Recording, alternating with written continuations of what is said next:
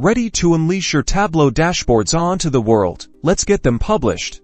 First, open your completed dashboard in Tableau Desktop and click Server in the top menu. Select Sign In. Enter your Tableau Server address and your login credentials. If you don't have these, reach out to your Tableau Server administrator. Now, choose Publish Workbook. A dialog box will appear. Select the project on the server where you want to publish your dashboard. Think of projects as folders to keep things organized. Give your workbook a descriptive name, something your colleagues will easily recognize. Good naming conventions are key.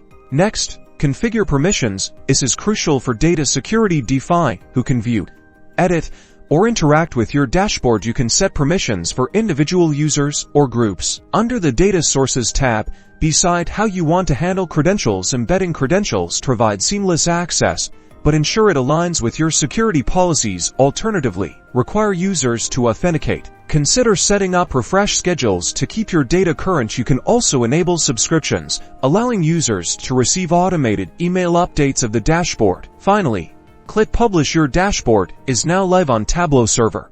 Share the link with your team and start collaborating. Remember to monitor performance and address any publishing errors. Now your data can tell its story to everyone.